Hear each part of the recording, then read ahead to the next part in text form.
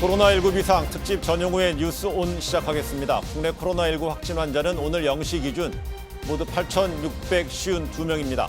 새로 확진 판정을 받은 환자는 다시 두 자릿수로 내려와서 87명으로 집계됐습니다. 격리 조치가 해제된 환자는 확진 환자가 발생한 지 두 달 만에 처음으로 2,000명을 넘겼습니다. 확진 환자 10명 가운데 2명은 완치 뒤에 격리가 해제되는 상황입니다. 해외 상황은 계속 악화하고 있습니다. 이탈리아의 누적 사망자 수는 중국을 앞질렀고 미국은 확진 환자가 지난 하루 사이에 5,390명이 늘었습니다. 잠시 뒤 취재 기자 연결해 자세히 알아보겠습니다. 전용후의 뉴스온 지금 바로 켜겠습니다.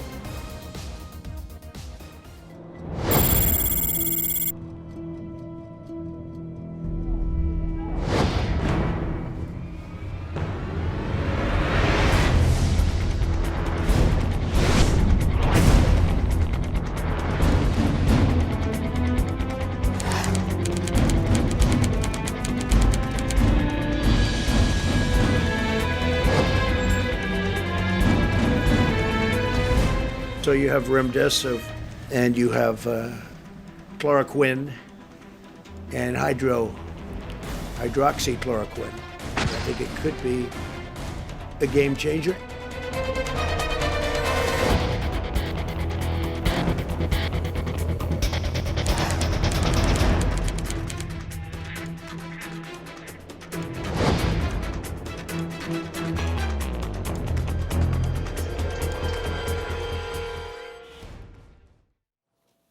코로나19 비상 특집 이슈 온 이어가겠습니다. 김윤 서울대 의대 의료관리학 교실 교수, 최진봉 성공회대 교수, 전지현 변호사, 신아람 기자 스튜디오에 나와 있습니다. 네 분 어서 오십시오. 안녕하십니까.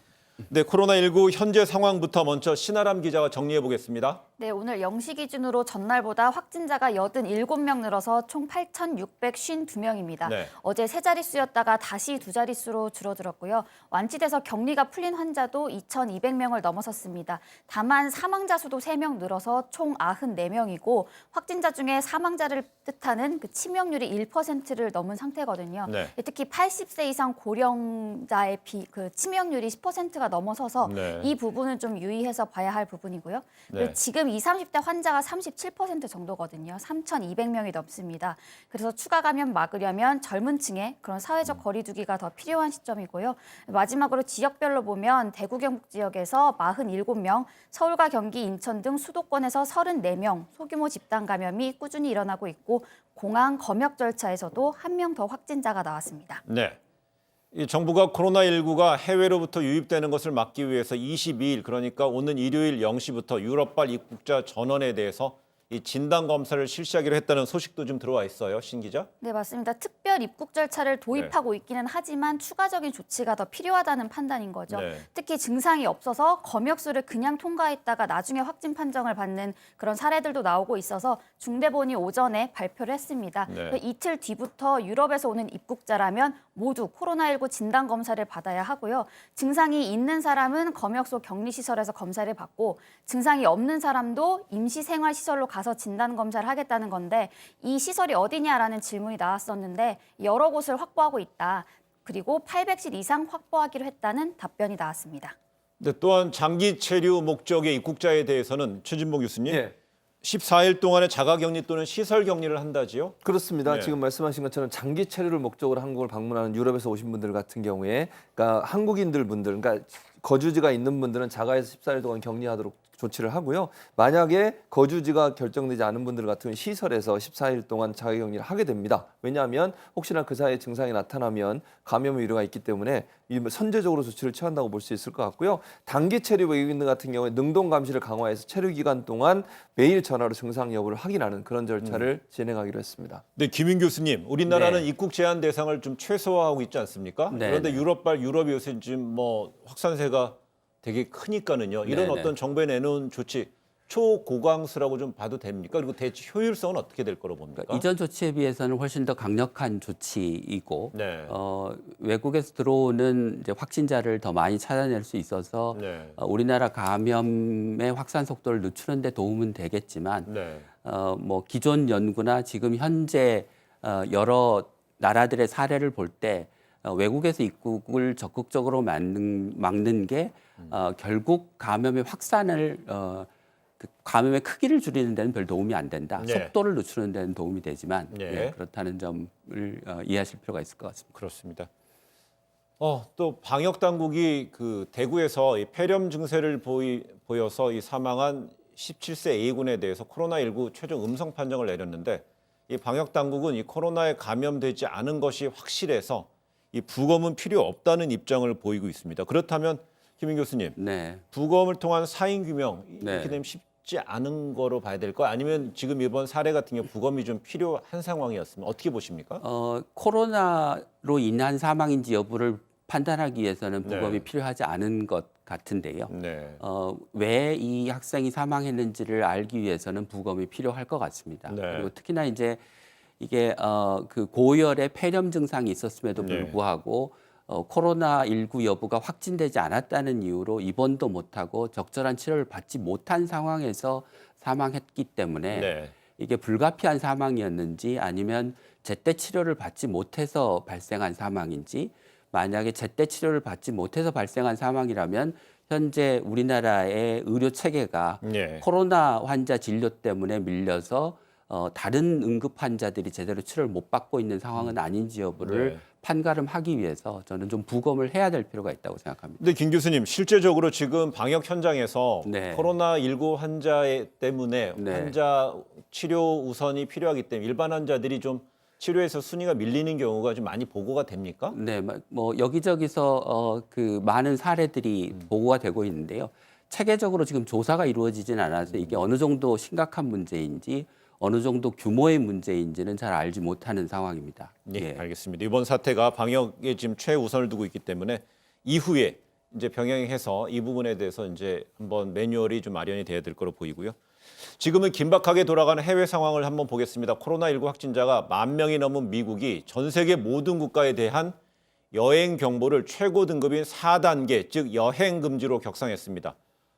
자국민 출국도 금지하는 초강수예요, 최진봉 교수님. 그렇습니다. 지금 예. 말씀하신 최고 강수라고 볼 수 있을 네. 것 같습니다. 지금 4단계 경보는 보통 분쟁 지역이나 자연재해에 휘말려서 미국인이 위험에 처할 수 있는 직면한 특정 국가에 대해서만 취하는 것이 일반적이거든요. 그런데 이번에 전 세계 국가를 대상으로 해서 여행 금지 조치를 취했다고 하는 것은 이번 사태를 미국이 얼마나 심각하게 보고 있느냐 하는 부분이라는 생각이 들고요. 네. 또 하나 이제 그 외국에서 들어오는 사람도 문제지만 지금 뭐라고 트럼프 대통령이 얘기했냐면 해외 미국인을 향해서 해외에 있는 미국인들을 향해서 미국에 거주하는 미국인은 무기한 해외에 머물 준비가 돼 있지 않는 한 즉시 미국으로 돌아올 준비를 네. 해야 된다 이런 얘기를 했었고요. 또 하나 우리가 눈여겨볼 게 전 세계 특히 코로나19 위험성이 높다고 판단된 곳에서 일하는 전 세계 외교 영사 담당 인사들이 출발할 수 있도록 승인했다. 네. 이 말은 위험 지역의 영사관도 폐쇄할 수 있다는 조치까지도 들리거든요. 그만큼 엄중하게 보고 있고 외국에 있는 미국인들은 즉시 귀국하라는 명령까지 한 걸 보면 이 오랫동안 국경을 폐쇄할 가능성도 있지 않나 하는 그런 전망도 나오고 있는 상황입니다. 네, 미국에서의 코로나19 확산세가 지금 뭐 가파르게 진행되면서 트럼프 대통령은 매일 하루에 한 번 이상씩 언론과 이야기를 하고 있습니다. 그래서 앞으로 향후 좀 상황을 지켜봐야겠지만은요. 그 주요 해외 공간에 대해서 필수 요원을 제외한 나머지 인력에 대한 어떤 조치까지도 저희가 지금 한번 관측이 나오는데 그 부분은 아직 확정이 된 건 아니고요. 이런 건데 미국의 조치가 얼마나 강한가를 좀 볼 수 있는 한 대목이 바로 위에 있는 캐나다와도 무역을 제외하고는 아예 국경을 일시적으로 폐쇄한다는 조치도 나왔어요. 네, 그러니까 16일 날 트리도 캐나다 총리 같은 경우에는 외국인의 캐나다 입국을 금지하면서 미국과는 어떤 경제 통합 수준을 고려하여 미국인은 예외로 뒀었거든요. 그런데 네. 이틀이 지나서 트럼프 대통령이 캐나다와의 국경 폐쇄를 얘기를 한 겁니다. 예. 무역을 제외하고. 그런데 앞서 이 미국 같은 경우에는 유럽발 그 항공기의 미국 입국 금지 조치를 발표하면서 유럽과 상의를 하지 않아서 반발을 초래했던 상황이 있었거든요. 이 같은 그런 상황을 감안해가지고는 이번에는 본인의 트윗에 양국 합의에 따른 결정이었다 이렇게 밝혔습니다. 그런데 지금 미국을 보면은 북쪽에는 캐나다가 있고 남쪽에는 이제 중남미 국가들이 있는데 북쪽 국경은 일단 닫았습니다. 그럼 네. 이 남쪽 국경도 원래 트럼프 대통령은 중남미 불법 이민자 차단에 주력해 왔기 때문에 앞으로 이런 코로나 위기 상황에서 이 남쪽의 국경도 닫을 수 있다 이런 관측이 제기되고 있습니다. 네, 신아람 기자. 그럼 미국의 지금 코로나19 확진세가 어떻길래 이런 조치가 하루가 다르게 나오고 있는 거죠? 하루가 하루하루 계속 단계가 좀 강해지고 있어요. 그러니까 일단 미국도 짚어봐야 되는데 새로 들어온 소식부터 예. 좀 전달을 네. 해드리면 미국 존스 홉킨스대가 집계한 바로는 우리 시간으로 낮 12시 13분 기준으로 전 세계 코로나19 사망자 수가 10,000명이 넘었다. 10,30명으로 집계됐다고 밝혔거든요. 그리고 확진자 수도 24만 4,517명입니다. 이 가운데서 이제 미국도 확산세가 굉장히 빠르게 진행되고 있는 건데 네. 지금 미국 50개 주 전역에서 확진자가 나온 상태고 또 하루에도 또 5,300명 넘게 환자가 나타나고 있는 상황입니다. 사망자 수도 지금 176명으로 늘어난 상태고요. 네. 그래서 지금 우리나라도 이 부분을 집중적으로 보고 있는데 중대본이 발표를 했습니다. 지금 아까 전달드렸지만 유럽발 입국자들에 대해서 전수조사를 하겠다는 그런 방침을 밝혔는데 네. 미국의 이런 상황도 예사롭지 않게 지켜보고 있고 필요하면 그 미국 여행자들에 대한 전수조사 등 추가 조치도 고려해볼 필요가 있다고 설명하기도 했습니다. 네. 조금 전에 얘기했을 때 그 오늘 난 12시 15분 상황의 그 속보 숫자가 어떤 숫자였지? 예, 13분 기준인데요. 네. 그러니까 전 세계 코로나19 사망자 수가 10,30명으로 집계가 됐고 10,30명이요? 예, 10,000명을 넘어섰다. 그리고 확진자 수도 24만 명을 넘어섰다는 그런 소식이 들어와 있습니다. 예, 이제 10,000명이 넘었습니다. 전 세계 사망자가요. 예, 특히 이 구체적인 미국발 소식은요. 잠시 뒤에 취재기자 연결해서 좀 더 자세히 들어보도록 하고요. 이 미국의 확진자 통계에서 좀 주목할 만한 부분이요. 20살에서 44살 사이의 확진자 상황인데요. 미국 당국이 현재 입원해 있는 전체 입원 환자를 전수해 봤더니 이 가운데 20%가 20살에서 44살 사이라고 합니다. 김민 교수님, 네. 애초 알려진 것은 젊은 층에 있어서는 이런 네. 어떤 중증 이상의 환자가 그렇게 많지 않은 거로 지금 의학계에서는 봤었는데 네. 미국의 이 CDC에 관련된 자료를 보면 또 좀 다르게 해석이 할 수 있는 것 같아요. 그 이전에 나왔던 자료는 이제 연령별로 이 코로나19 환자의 사망률이 어땠냐 하는 네. 것이고요. 그래서 젊은 연령층에서는 거의 사망률이 높지 않고 네. 이제 고령층이나 기저질환자에서 사망률이 아주 높다는 보고였는데 네. 지금 입원율에 관한 자료가 이제 나와서 젊은 층에서도 감염이 되면 입원해야 될 정도의 중등도 이상의 환자의 비중이 그리 낮지 않다라는 이야기입니다. 물론 젊은 층에서의 입원율이 고연령층에 비해 입원율에 비해서는 훨씬 낮은 것도 사실이고요. 예. 또 이전의 연구에서 보고된 것처럼 사망률은 여전히 한 0.12% 정도로 다른 연령층, 고연령층에 비해서는 현저하게 낮은 수준입니다. 네, 실제 그 블룸버그 통신은요. 유럽에서 20대부터 40대 초반까지 코로나19에 감염된 젊은 층이 위중해진다는 새로운 증거들이 나오고 있다. 이렇게도 지금 보고를 하고 있고요. 그러다 보니까 이제 치명률이 현재 우리나라의 코로나19 국내 치명률도 1%를 좀 넘어선 상태인데요. 근데 주요한 나라 이란이라든 이탈리아 이런 경우를 보게 네. 되면요. 치명률이 훨씬 높잖아요. 네. 그럼 당초에 그 예측했던 WHO가 얘기했었던 치명률보다 네. 지금 전개되는 양상을 보면은 훨씬 높습니다. 낮은 나라도 일부 있지만요. 네. 그 두 가지 요인 때문에 나라 간의 치명률의 차이가 나는 것 같은데요. 네. 첫 번째는 경증 환자를 얼마나 적극적으로 찾아내느냐. 네. 그래서 경증 환자를 많이 진단하면 아무래도 치명률이 낮아질 수밖에 없는 네. 것이고요. 두 번째는 그 코로나19 환자, 특히 중증 환자에 대해서 얼마나 적극적으로 조기에 치료하느냐가 사망률에 치명률의 여부에 큰 영향을 미치는 것 같습니다. 네. 그래서 뭐 이탈리아나 이란 같은 경우는 중증 환자가 치료 시기를 놓치거나 또는 너무 많은 환자가 생겨서 의료시설에 부담이 가면서 지금 중증 환자를 제대로 치료를 못하고 있기 때문에 사망률이 올라가고 있는 게 아닌가라는 생각을 하고 있습니다. 그렇군요. 네, 이 코로나19의 급속한 확산 국면에 직면한 미국이 의료 물품 부족으로 이중고를 겪고 있다고 합니다. 트럼프 대통령은 이 자신을 전시 대통령이라고 규정하면서 이 민간 기업의 의료용품 생산을 명령했다고 그러는데 이 소식 잠시 하고요. 그 우선 질병관리본부의 정은경 본부장 브리핑 들어보도록 코로나 바이러스 하겠습니다. 감염증 19 국내 발생 현황에 대해 말씀드리겠습니다.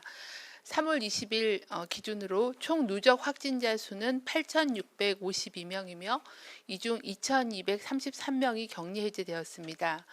어제 신규로 확인된 확진자는 87명이었고 새롭게 격리 해제된 환자는 286명 증가하였습니다. 시도별 환자 수를 보시면 대구와 경북 지역이 아직 많은 상황이고요. 최근 들어서 서울, 경기 등 수도권의 환자 발생이 증가하고 있는 상황입니다. 감염 경로에 대한 조사 결과 현재 80.6%는 집단 발생과의 연관성이 확인되었고 19.4%는 산발적인 발생이거나 조사 또는 분류 중인 그런 사례입니다. 어제 신규로 많이 발생한 지역은 대구 지역이 34명이었습니다. 대구 지역은 이따 설명을 드리겠지만 요양병원, 요양원에 대한 전수 검사를 진행하면서 대실 요양병원 등의 환자 사례가 증가한 상황입니다. 서울 지역도 17명 증가하였습니다. 콜센터 관련돼서 접촉자나 아니면 직원들이 이제 잠복기를 거치면서 환자가 증가하고 있는 양상이고 서울이나 경기 지역들은 해외 유입 사례가 상당히 증가하고 있는 양상입니다. 경기 지역도 어제 14명 증가하였고 주로 그 성남 은혜강 교회 관련된 추가적인 그런 확인 환자들과 분당 재생병원하고 관련된 그런 사례가 증가하고 있는 양상입니다. 경북 지역도 어제 13명 증가하였고 봉화의 푸른 요양원 등 그 사회복지 시설에서의 환자 발생이 증가하고 있는 그런 양상입니다. 전체 발생 중에서 신천지 관련된 사례는 58.7%로 분류되고 있습니다. 세부 내용을 말씀드리겠습니다. 서울시 구로구 소재 콜센터 관련해서는 전일 대비해서 7명이 추가로 확인되었습니다. 11층 콜센터에 근무하고 있는 직원 2명이 추가로 양성으로 확인되었고 직원들과의 접촉자, 가족 등 지인이 5명 정도가 추가로 확진되었습니다. 이들은 모두 관리 중에 추가로 검사로 확진이 된 사례입니다. 현재까지 총 146명의 확진 환자가 확인되었고 나머지에 대해서는 접촉자에 대한 관리가 진행 중에 있습니다. 경기 성남시 소재 분당 재생병원 관련해서는 전일 대비해서 5명이 추가로 확진되었습니다. 병원 직원 2명과 가족 등 접촉자 3명입니다. 현재까지 총 40명의 확진자가 확인되었습니다. 대구에서는 고위험 집단시설에 대한 전수조사가 진행 중입니다. 현재까지 79%의 진단검사가 완료되었고 3월 19일에는 요양병원 3개소에서 10명의 확진자가 추가로 발생하였습니다.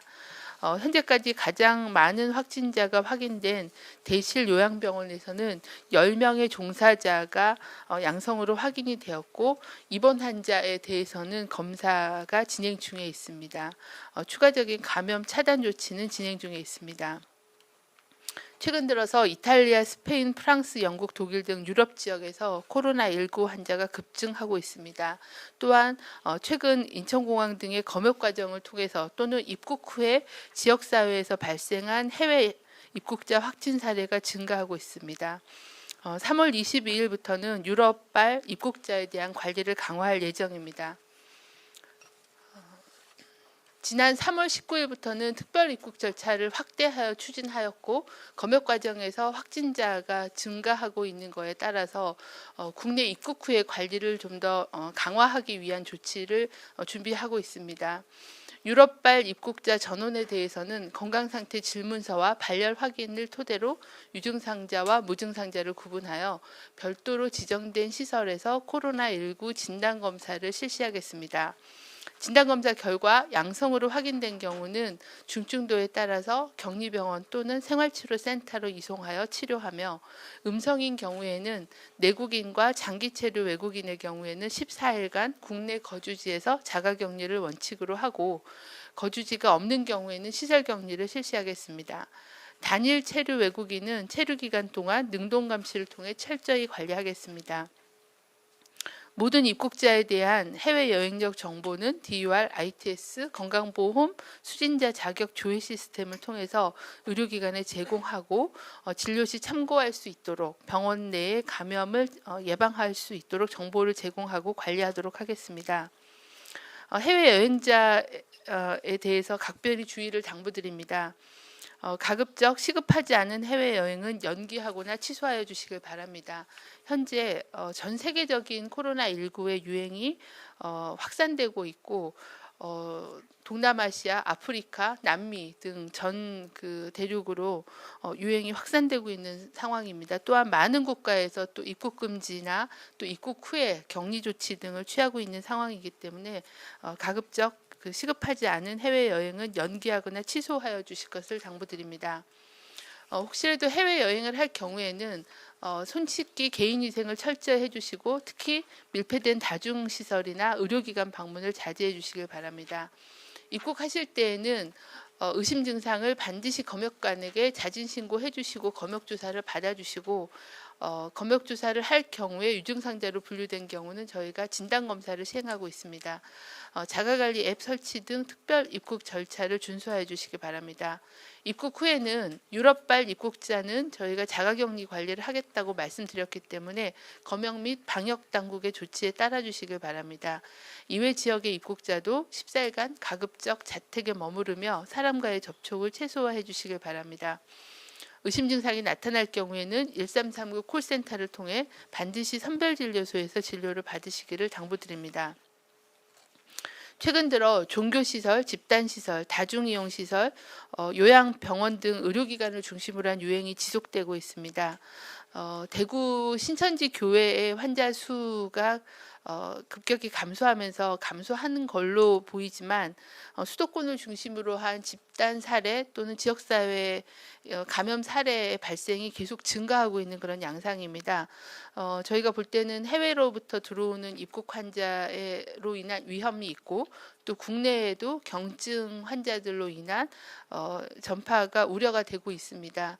저희가 경험했듯이 젊은 사람들은 증상이 경증이거나 굉장히 증상을 인지하기 어려운 상황에서도 높은 전파력을 가지고 있고 또 한 명의 감염 환자가 이런 밀폐된 그런 밀집된 시설에 노출됐을 때는 그 시설별 발병률이 30%가 넘는 그런 높은 발병률을 보여주고 있는 특징이 있습니다. 한 명의 환자가 하나의 집단 발생을 유발하면 환자가 30명, 40명 이렇게 늘어나게 되고 또 그 환자로 인한 2차 전파, 3차 전파로 유행이 급속도로 증가할 수 있는 그런 우려가 큰 상황입니다. 그 부분에 대한 그 집중적인 선제적인 그런 예방이 중요한 상황입니다. 중앙방역대책본부는 이러한 지역사회 감염 유행을 차단하기 위해 네, 지금까지 충북 오송 질병관리본부에서 정은경 중앙방역대책본부장이 브리핑했었는데 정 본부장은요 국내 방역 상황을 설명하면서도 동시에 그 해외 상황에 대해서도 좀 이야기를 했는데 특히 그 확진자 발생 건수가 상대적으로 낮은 남미나 아프리카 이런 지역에 대해서도 여행을 좀 자제해달라 이런 얘기를 했습니다. 그동안에 우리 사회에서는 네. 사회적 거리두기란 얘기가 있었는데 저희가 이제 우리 국민들도 해외까지도 생각을 해야 되는 상황인 것 같아요. 네, 이제 코로나19 감염이 전 세계적으로 확산되고 있고 지금 환자 수가 많지 않다고 하더라도 그런 지역들도 결국은 지역사회 감염을 통해서 많은 환자가 발생할 게 충분히 예측되는 상황이기 때문에 가급적이면 지금 같은 시기에는 외국으로 여행을 자제하시는 게 국민들 입장에서 또 국가적으로도 도움이 될 것 같습니다. 네, 사회적 거리두기보다 또 확장된 뭐 글로벌, 뭐 세계 거리두기 뭐 이렇게까지도 좀 해석이 되는 자체가 좀 너무 아쉬운 안타까운 상황인데요. 예, 그렇다면은요. 이 코로나19가 세계적 대유행, 이른바 팬데믹으로 번지자 글로벌 금융시장도 말 그대로 패닉 상황입니다. 이 조영무 LG 경제연구원 연구위원 좀 연결해서 그 현재 우리 금융시장에 미칠 파장도 좀 짚어보도록 하겠습니다. 네, 조 위원님 나와 계십니까? 네, 안녕하십니까? 예. 그 간밤에 한국과 미국이 600억 달러 규모의 통화 스와프 계약을 전격 체결했죠. 이 외환 시장 상황이 상당히 다급했다고 보는데 그 상식적으로 따져서요. 우리나라 외환 보유고가 4천억 달러가 넘게 있는데도 그만큼 외환 시장이 대단히 좀 위급한 상황이었습니까?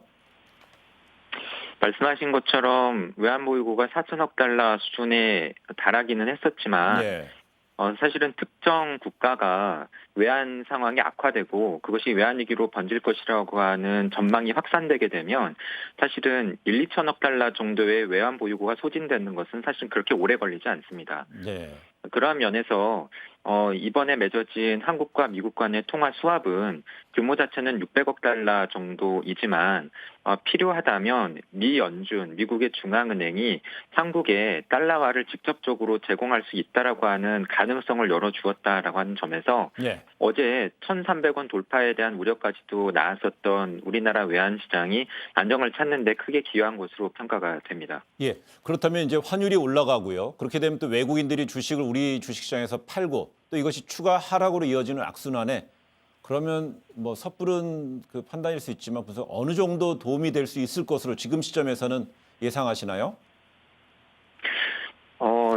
국가 간에 맺어진 통화 수합은 비율을 네. 한다면 개인이 돈이 필요할 때 언제든 뺏어 쓸 수 있는 마이너스 통장 대출을 은행에 가서 계좌를 열어서 만들었다라는 비유가 적절할 것 같습니다. 예. 그러한 면에서 지금 현재 국제 금융시장에서는 주요 금융기관 은행들 투자 펀드들이 어려움을 겪으면서 대규모 투자 손실 때문에 돈을 내주거나 또는 자산을 현금화해야 되는 상황이 벌어지고 있고요. 예. 그 결과 극심한 달러화 유동성 부족, 달러화 부족 사태, 달러화 확보 경쟁이 벌어지고 있습니다. 예. 이러한 가운데에서 향후에 추가 확대될 가능성도 있는 미 연준으로부터의 직접적인 달러화 공급 창구를 열었다라고 하는 것은 네. 우리 외환시장에 분명히 긍정적으로 작용할 것으로 예상이 됩니다. 예, 그렇다면은요. 조금 전에 상황을 보니까요. 우리 지금 코스피가 대략 5% 가까이 좀 올랐고요. 환율도 한 30-40원 정도 내려온 상태거든요.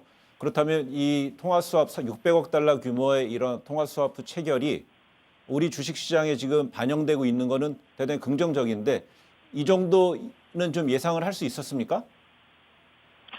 예, 이 정도 효과는 있을 것으로 예상이 되었던 것 같습니다. 예. 왜냐하면 원달러 환율이 상승하면서 원화 가치가 하락을 하게 되면 예. 이것이 사실은 우리나라 주식시장에서 외국인들이 우리 주식을 팔고 해외로 돈을 더더욱 빼내가는 것을 가속화시킬 우려가 있었는데요. 예. 왜냐하면 외국인 투자자들로서는 우리 금융시장에 투자를 하려면 가지고 있는 외국 돈, 대표적으로 달러겠는데요. 달러를 네. 환전해서 우리나라 원화로 바꾸고 그것을 우리나라 주식을 사건 또는 예금에 넣어두건 또는 채권을 사건 원화 형태로 운용을 하다가 결국에는 나중에 자기 나라 돈인 달러로 환전을 해서 빼내가야 됩니다. 예. 그런데 그때 적용되는 환율이 즉 우리나라 돈의 가치가 지금도 많이 떨어지고 있지만 앞으로 더더욱 떨어질 것으로 예상이 된다라고 한다면 네. 외국인 투자자들로서는 서둘러서 파는 것이 최선의 선택이 되는 상황인 거죠. 예. 그런 면에서 원화 가치의 하락을 일정 부분이나마 방어할 수 있었다라고 하는 점은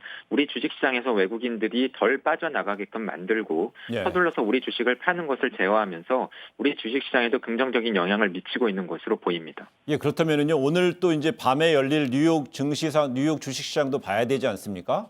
네. 그렇게 되면 앞으로 우리 시장은 오늘 몇 시간에서 끝나지만 또 우리 시장 다음 주 월요일도 있기 때문에 앞으로 우리 주식시장 어떤 변수를 좀 주목해야 할까요? 우리나라를 비롯한 몇 개 국가가 네. 미 연준과 달러 통화 수합을 맺었다라고 하는 것은 사실은 그 나라 외환시장에는 분명히 좋은 뉴스죠. 예. 하지만 앞서 말씀드린 것처럼 지금 전 세계 금융시장에서 달러화 부족 현상이 벌어지고 있고요. 코로나19 사태가 진정되지 않는 한은 당분간 이러한 금융시장 상황이 지속될 가능성이 있습니다. 예. 특히나 지금 우려를 사고 있는 것은 미국뿐만이 아니라 이탈리아를 중심으로 한 유로존까지도 주요국의 코로나19가 확산되고 있고 아직까지는 그 정점을 예상하기 어렵다라고 하는 것인데요. 예. 결국은 향후 주식시장의 움직임 역시도 조금 전에 말씀드린 코로나19 사태와 관련된 방역의 효과 예. 그리고 이를 둘러싼 주요국의 적극적인 대응, 특히 통화정책뿐만이 아니라 재정정책 측면에서 어느 정도나 의미 있는 정책이 나오는가가 향후 금융시장, 우리 증시에도 큰 영향을 미칠 변수인 것으로 예상이 됩니다. 네, 조 의원님 마지막으로 질문 하나만 더 드리겠습니다. 이 서울 아파트값 상승세가 37주 만에 멈췄다는 이런 보도도 있습니다. 이 코로나19 여파로 집값 하락 국면 예상할 수 있습니까? 지금은 사실은 두 가지 요인이 충돌하고 있는 상황인데요. 예. 코로나19에 대응하기 위해서 한국은행이 얼마 전에 사상 최저 수준이 0.75%까지 금리를 0.5%포인트나 인하를 해서 돈이 더 풀리고 이 돈이 지금처럼 불안정한 상황에서 주택시장으로 흘러들어가면 주택 가격이 오르지 않을까 하는 불안감도 있고요. 네. 반면에 우리 경제가 충격을 받고 있고 이러한 상황에서 주택 가격 혼자 오르기 어렵다라고 하는 비관론도 있습니다.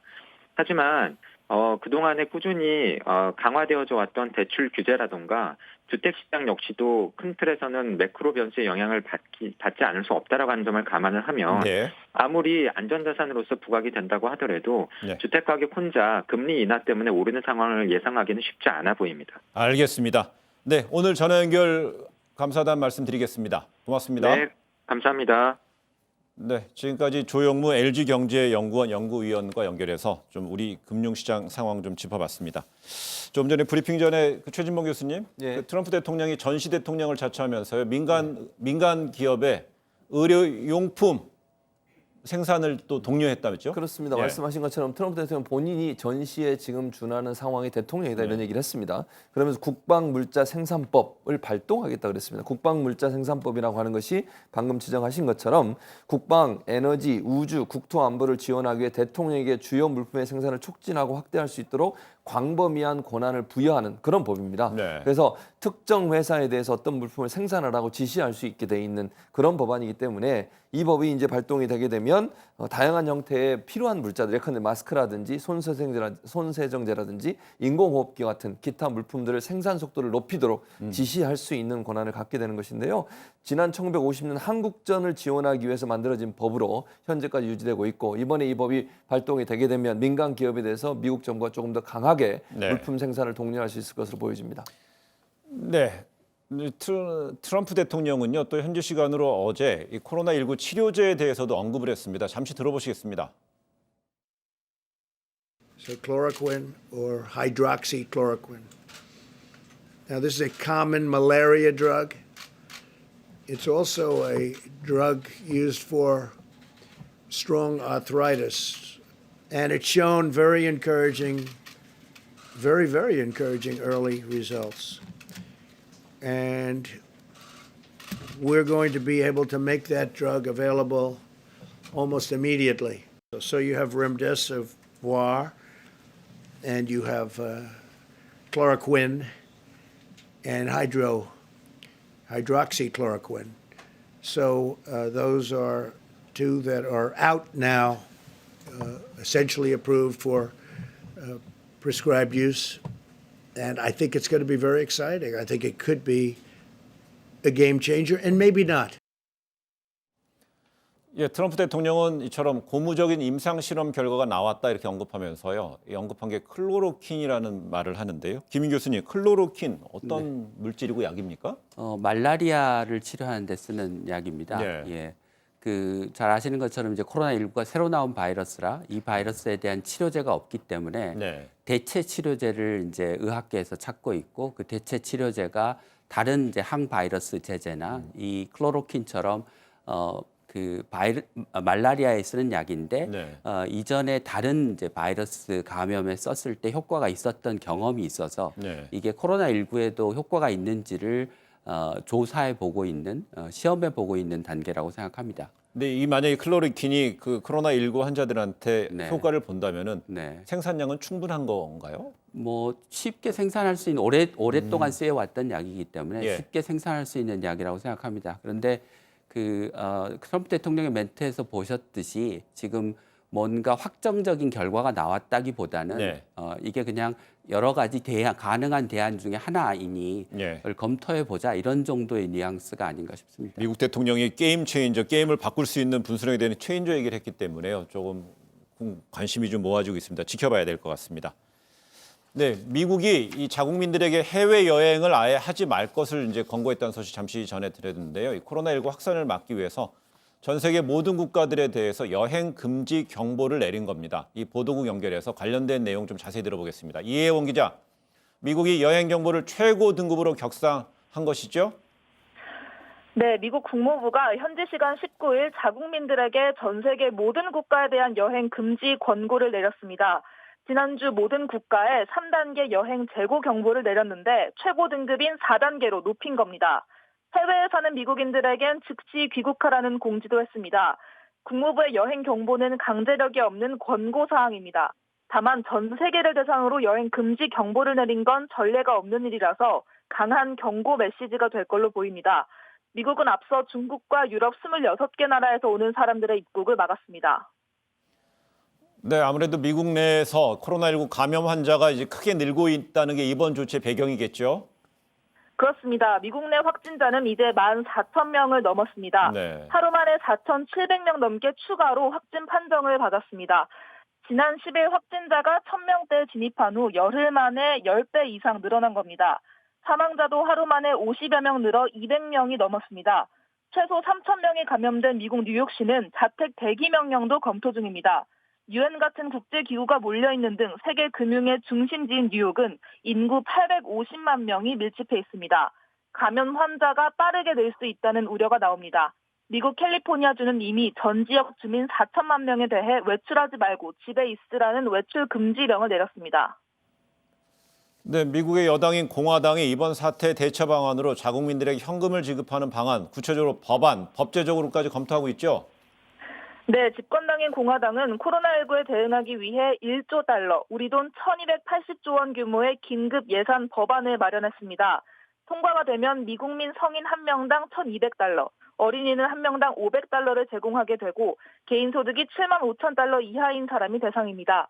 또 심각한 타격을 입은 항공업계와 호텔, 크루즈 산업 등의 대출 등 재정 지원을 하는 방안도 담겨 있습니다. 지금까지 보도국에서 JTBC 이혜원입니다. 네, 저희가 지금까지 미국 상황 좀 집중적으로 들여다봤는데요. 이제 유럽을 좀 보겠습니다. 누적 사망자가 중국을 넘어선 이탈리아에서는 이 병상이 부족하다 보니까는요, 이른바 의료 인프라가 붕괴됐다고 그러죠. 그러다 보니까 신아람 기자, 축구장까지 개조해서 병상으로 쓴다죠? 네, 맞습니다. 일단 그 이탈리아 상황 좀 간단하게 예. 짚어보면, 그러니까 이탈리아가 G7 멤버고 세계 8대 경제대국으로 뽑히는데 왜 이렇게 피해가 심각할까? 그 기저에는 그 2008년 금융위기 이후에 공공의료에 대한 투자를 줄이면서 의료 서비스 질이 나빠졌다는 그런 분석들도 나오고 있거든요. 네. 그러니까 OECD의 2018년 조사에 따르면, 그러니까 인구 1,000명당 병상 수가 이탈리아가 3.2개로 집계가 됐고, 예. 최상인 일본이 13.1개, 그리고 우리나라도 12.3개로 집계가 됐는데 이렇게 네. 상황이 좋지 않다 보니까 지금 속수무책으로 당하고 있는 게 아니냐라는 분석이 나오고 있는데요. 네. 지금 감염 환자 중에 2,600명이 넘는 사람들도 의료진인 것으로 집계가 되고 있는 상황이라 네. 졸업하지 않은 의대생 10,000명 정도도 긴급 투입되고 있는 상황이고요. 네. 그래서 지금 병상이 부족하다 보니까 축구장에 천막을 쳐서 네. 임시병동으로 만드는 작업이 이뤄지고 있고 네. 또 밀라노에서는 시내 컨벤션 센터를 400병상짜리의 임시병원으로 바꾸는 작업도 이뤄지고 있습니다. 네. 그럼 결국 이탈리아에서는 확진자 중에 의료인이 2,600명 정도라고 그러면은요, 5%가 넘는 5%, 6%가 되는 수치가 의료인이라고 그러는 거죠. 다른 유럽 국가들도 이탈리아 상황과 점차 크게 다르지 않게 닮은 꼴로 가는 거라는 분석도 있죠. 그렇습니다. 지금 예. 영국 같은 경우도요, 상당히 어려운 상황에 빠져 있는데 보리스 존슨 영국 총리 같은 경우 롤스로이드, 그다음에 포드, 혼다 등 자국 내에 있는 자동차 생산 업체들에게 600여개 제조사에게 인공호흡기 등 필수 의료 장비 생산을 도와달라고 요청을 했습니다. 예. 그러니까 자동차 생산을 좀 멈추고 인공호흡기를 포함한 필수 의료 장비 생산을 좀 도와달라고 요청을 한 상태고요. 이제 영국은 또 호텔을 임시 병동으로 쓰기로 했다고 발표를 했습니다. 네. 그래서 그만큼 많은 확진자가 늘고 있다는 걸 반증하는 형태라고 볼 수 있을 것 같고요. 또 은퇴한 의료인들까지 의료 현장에 다시 복귀를 시켜서 의료 활동을 하도록 그렇게 지원을 하고 있는 상황이고 네. 또 하나 이제 눈길을 끄는 영국 언론들이 20일부터 런던이 봉쇄될 수도 있다라는 전망을 기사로 쏟아내고 있습니다. 아직 공식적으로 영국에서는 발표는 하지 않았습니다. 그러니까 런던이 가장 지금 확산세가 높고 위험한 지역으로 보여지고 있기 때문에 런던을 아예 봉쇄해서 다른 쪽으로 전파되는 걸 막아보려는 의도가 있지 않나 하는 것이 파이낸셜 타임즈나 가디언이나 이런 영국의 주요 언론사들이 보도를 하고 있는 상황이고요. 네. 프랑스 같은 경우에는 마크롱 대통령이 국민 담화를 통해서 군 장병과 병력들을 이번 코로나 사태 방역을 위해서 활용하겠다 이렇게 얘기를 하고 있고 네. 잘 알려진 이제 유명한 브랜드죠. 루이비통의 모기업은 손세정제를 만들기 위해서 본인의 화장품 만드는 회사들을 이용해서 손세정제를 생산하고 있고요. 네. 39개 공공병원을 비롯해서 보건당국에 무료로 손세정제를 나눠주고 있는 상황이라고 합니다. 예, 이런 가운데 독일의 메르켈 총리는요, 그 코로나19 사태 확산 상황이 통일이 지나고 2차 세계대전 이후에 국가가 직면한 가장 큰 도전이다. 2차 세계대전까지도 이제 거론할 정도인데요. 그동안에 일본에서는 우리나라에서 지금 하고 있는 드라이브 스루에 대해서 상당히 좀 부정적인 약간 평가절하적인 상황이 나왔는데 일본이 전 변호사 드라이브 스루를 도입했어요. 그러니까 일본이 좀 앞뒤에 말이 바뀌었어요. 예. 지난 15일 날 일본의 후생 노동성은 공식 네. 트위터를 통해서 우리는 드라이브 스루 방식을 실시하지 않는다. 그 이유는 의사의 진료 없이 이루어지는 경우가 많기 때문이다 이랬거든요. 네. 근데 바로 다음 날 이 후생 노동성이 또 이제 트위터를 통해 가지고는 다른 나라들이 이 드라이브 스루 방식을 실시하는 거를 보니까는 일단 문진표를 작성하고 검사 여부를 의사가 결정하더라 이러면서 이 전의 내용에 대해서는 그 표현에 부정확한 면이 있어서 정정한다 이렇게 밝혔고요. 같은 날 후생 노동상도 참의원 예산위원회에서 드라이브 스루 검사 방식을 일본이 부정하고 있는 것은 아니다 이렇게 밝혔거든요. 결국은 일본 정부도 이 필요성을 인정할 수밖에 없었다 이렇게 보이고, 근데 일본의 지자체는 이런 일본 정부의 입장과는 별개로 네. 예를 들어서 니가타현 니가다시 보건소 같은 경우에는 지난 1일부터 드라이브 스루 검사 방식을 이미 실시를 했고 지난 18일 오전 9시부터 11시까지 자동차 10대 정도가 검사를 받기 위해서 보건소에 들어가는 장면이 목격이 됐다고 하고요. 네. 그다음에 아이치현 나고야시 같은 경우에도 19일 날 코로나 감염자가 확인된 이 보호시설이 있는데 여기에 있는 직원 50여 명을 대상으로 이제 드라이브 스루 검사 방식을 실시했다고 합니다. 예. 근데 이런 가운데 세계보건기구 WHO가 아프리카의 코로나19 관련해서 최악의 상황을 대비해야 한다 이렇게 언급했다고 합니다. 아프리카의 코로나19 확산에 대해서 그동안 지금 아프리카는 네. 안전하다고 여겨졌는데 WHO가 이 정도까지 했다는 것은 뭔가 잠재적 위험성을 안고 있다고 본 건가요? 그러니까 이 코로나19 바이러스의 네. 특성을 볼 때 전 세계에서 안전한 국가는 어디에도 없다고 생각을 네. 하는 게 맞을 것 같습니다. 단지 언제부터 감염이 시작되고 얼마나 대규모로 감염이 발생하느냐의 문제일 따름이고 네. 그 WHO가 경고했듯이 이제 최근 아프리카에서도 환자 수가 늘어나고 있기 때문에 이제 지역사회 감염의 초기에 들어간 게 아니냐라는 이제 판단을 하고 있는 것 같습니다. 네. 그렇기 때문에 상대적으로 방역 체계나 의료 체계가 취약한 아프리카에서 대규모 감염이 생기면 높은 사망률, 예. 대량 사망이 발생할 수 있기 때문에 그런 점을 이제 고려해서 초기부터 적극적으로 사회적 거리두기와 같은 방역 조치를 적극적으로 취하라라고 권고한 것으로 생각을 합니다. 예, 의료 인프라가 뛰어난 그 유럽에서도 이렇게 네. 지역 감염 초기 단계 벗어나게 되면 기하급수로 늘어나기 네. 때문에 아프리카에서는 그런 상황이 된다면 치명적이라는 이야기겠죠. 네. 예. 네, 그럼 잠시 보도국 취재기자 연결해서 국내 코로나19 관련 상황 좀 들어보겠습니다. 김선미 기자, 오늘은 다행히 신규 확진자 수가 다행이라고 해야 될까? 다행이란 표현이 좀 맞지 않는 것 같은데요. 그 신규 확진자 수가 다시 100명 아래로 떨어졌죠? 네, 국내 코로나19 확진자가 어제 87명 늘었습니다. 현재까지 누적 확진자 수는 8,652명입니다. 지난 15일부터 나흘간 신규 확진자 수가 두 자릿수를 유지하다가 어제 다시 100명을 넘겼는데요. 오늘은 100명 아래로 내려온 겁니다. 지역별로 살펴보면 절반 이상인 47명이 대구, 경북 지역에서 나왔습니다. 수도권에서는 서울 17명, 경기 14명, 인천 4명이 확진 판정을 받았습니다. 코로나19 사망자는 3명 늘어 현재까지 94명입니다. 완치 판정을 받고 격리 해제된 확진자는 286명 늘어 1,233명이 됐습니다. 네, 대구 경북 지역 요양시설에서 집단 감염이 계속되고 있는데 이와 관련해서 정부가 대책을 내놨죠. 네, 요양병원과 요양원 등에는 기저질환이 있는 고령의 환자들이 많기 때문에 코로나19에 감염되면 위험이 더 큰데요. 이 때문에 정부가 보다 더 강력한 관리에 나서기로 한 겁니다. 모든 요양병원과 시설들은 책임자를 한 명씩 두고 외부인 출입을 제한하고 명부를 작성해야 합니다. 또 간병인 등을 포함해 모든 사람들에 대해 매일 발열과 기침 등 증상 여부를 확인해 보고해야 합니다. 이를 지키지 않아 감염이 발생하거나 확산할 경우 손실보상이나 재정 지원을 제한할 방침입니다. 책임 사유에 따라선 환자 치료비에 대한 구상권 청구까지도 검토한다는 계획입니다. 최근 유럽 상황이 좀 심각해지면서 입국하는 사람들에 대한 검역을 더 강화하기로 했죠. 네, 정부는 오는 22일부터 유럽발 입국자 전원에 대해 코로나19 진단 검사를 실시하기로 했습니다. 정부는 지난 19일부터 유럽을 포함해 출발지와 상관없이 모든 입국자에게 특별 입국 절차를 적용했는데요. 이것만으로는 해외에서 들어오는 감염자를 걸러내기 어렵다고 판단한 것으로 보입니다. 우선 유럽에서 온 입국자들에 대해 검역 과정을 거쳐 발열 등 증상이 있는지 살핍니다. 증상이 있으면 검역소 안 격리시설에서, 증상이 없는 경우 임시생활시설에서 진단검사를 받게 됩니다. 양성 판정을 받으면 병원 등으로 이송되고 음성이어도 국내에 오래 머무를 경우 14일 동안 격리 생활을 해야 합니다. 단기 체류 외국인은 보건당국이 체류 기간 동안 매일 전화로 증상 여부를 확인하기로 했습니다. 지금까지 보도국에서 전해드렸습니다.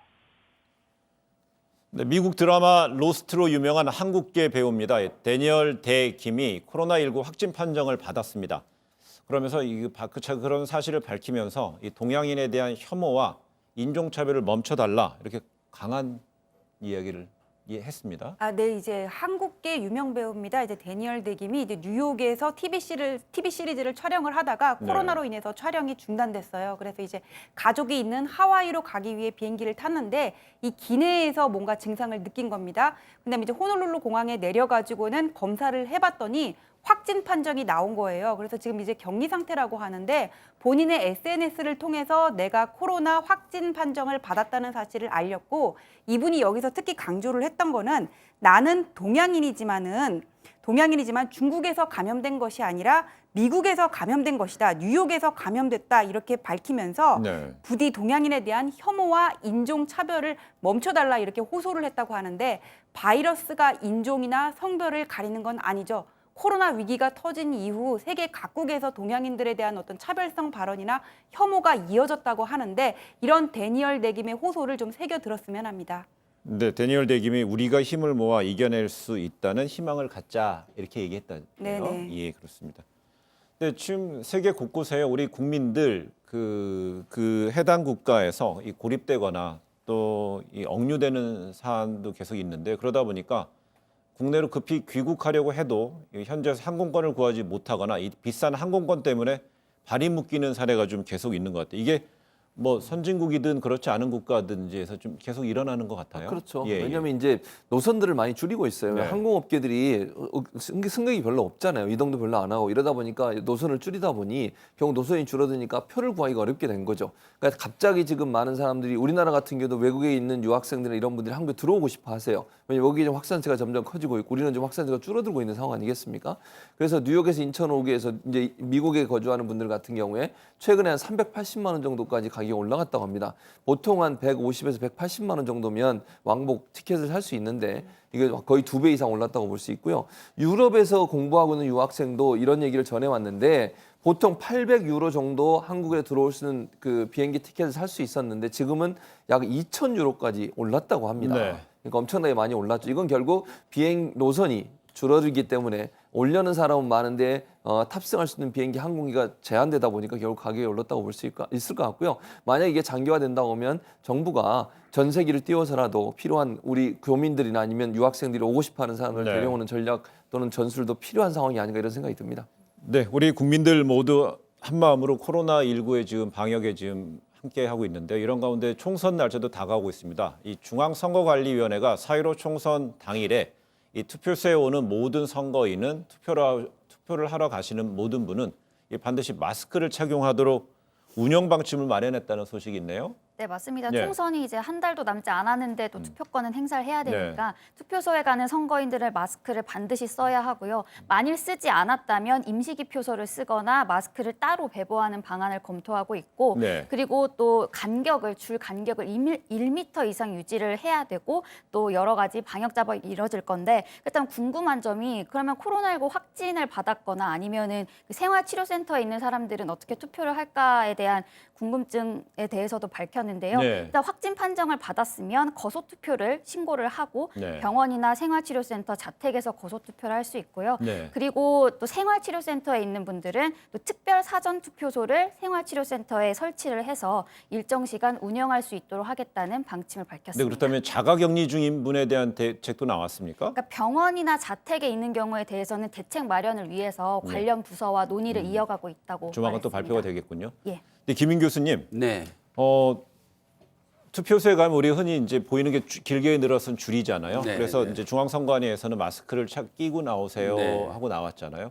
그럼에도 불구하고 줄이 긴 줄이면 앞뒤 사람이 붙을 수 있잖아요. 네, 네. 이럴 때는 어떻게 좀 더 조심을 할 수 있어요? 특히 네. 이제 나이 드신 분이라든지 네. 기저질환이 있으신 분은요. 그 이제 코로나19 감염을 예방하기 위해서 거리두기에 대한 원칙 중에 하나가 적어도 1m, 네. 많으면 2m 정도의 간격을 유지하고 접촉을 하라고 하고 있기 때문에 예. 그런 원칙이 투표소에도 똑같이 적용된다면 줄을 설 때 앞 사람하고의 간격을 한 1m 이상은 유지를 하시는 게 예. 안전할 것 같습니다. 알겠습니다. 네, 지금까지 우리 네 분하고 국내 코로나, 해외 코로나 관련된 이야기를 나눠봤습니다. 오늘 네 분 말씀 잘 들었습니다. 고맙습니다.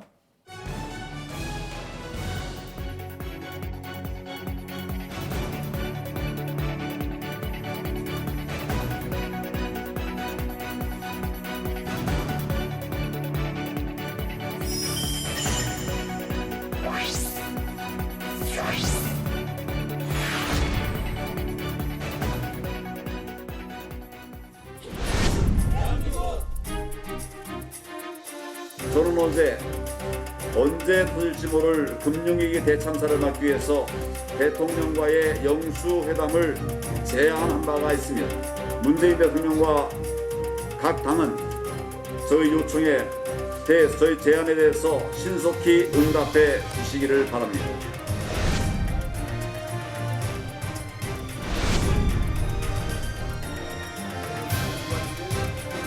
참으로 가스로운 자들의 그 상태 저는 막히고 말았습니다. 숨지기도 안 되는 부패한 정말 권력 같지도 않은 권력을 휘두르는 그들에게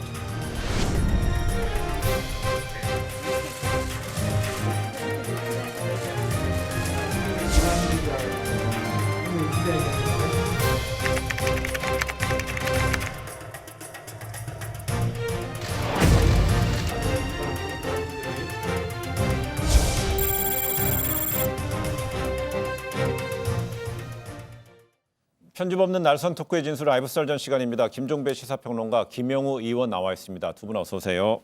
예. 문재인 대통령 어제 첫 비상경제회의에서 50조 원의 어떤 특단한 금융 조치를 발표했죠. 여기에 황교안 미래통합당 대표는 이 정부가 발표한 대책은 너무 미흡하다라면서요. 문 대통령에게 영수회담을 제안했습니다.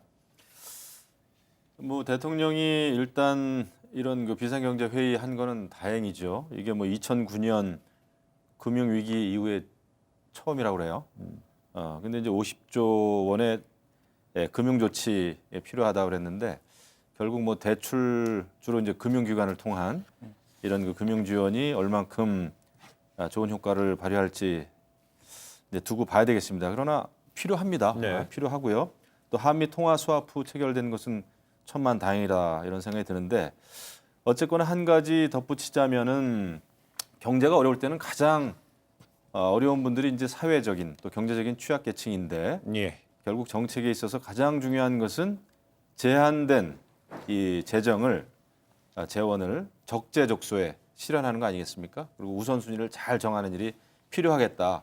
그걸 위해서 이제 영수회담이 열리면은 국민들은 그래도 좀 안도를 하겠죠. 다만 이 영수회담이 이견을 그냥 막 마구잡이로 표출하는 또 선거 전이기 때문에 그런 거 하지 말고 큰 틀에서의 좋은 그 합의가 이루어진다면 좋겠죠. 대통령이 받아들일지, 청와대가 받아들일지. 근데 얼마 전에도 이제 그 대통령이 직접 국회에 가서 여야가 대표들 오고 이제 회동을 한 적도 있지 않습니까? 근데 저는 황교안 대표가 영수회담을 제안한 거는 한마디로 정리하면 몸부림이다 이렇게 보는데요. 무슨 이야기냐면 코로나 전국 속에서 정부가 이거는 뭐 정부가 선택한 것도 아니고 상황적으로 맨 앞에 나서서 여러 가지 어떤 정책들을 좀 주도해 가고 있고 또 네. 대통령이 진두지휘를 하고 있는 이런 상황이다 보니까 사실은 총선판에서 야당의 특히 제1야당의 존재감 뿜뿜해야 되는데 오히려 그러니까 존재감이 계속 떨어져 가지고 있는지 없는지도 모르는 존재가 되어버리니까 네. 어떻게든지 간에 명함을 내밀기 위한 몸부림으로 보는 게 맞다. 그럼에도 불구하고 초당적 협력을 다짐한 것은 참 다행이다 이렇게 말씀을 드리고 싶습니다. 뭐 야당 대표가 몸부림이라도 지금 쳐야죠. 맞습니다. 사실 대통령이 이제 아까 진두지휘하셨다 그러는데 처음부터 이 코로나 바이러스를 초기에 잡기 위해서 이 외교적인 문제라든지 이런 거를 조기에 잘 대책을 세웠으면 네. 좋았는데 이게 지금 민간 의료진의 뛰어난 그 진단, 그 노력과 기술 덕분이 아니었으면 이 정도 진단도 이루어지지 않았을 거예요. 근데 이것을 뭐 청와대는 지금 자화자찬하다가 상황을 여기까지 지금 오게 만든 장본인이잖아요. 그래서 지금 영수회담 몸부림 쳤으면은 뭐 받아들이는 그 아량도 좀 베푸셨으면 좋겠어요.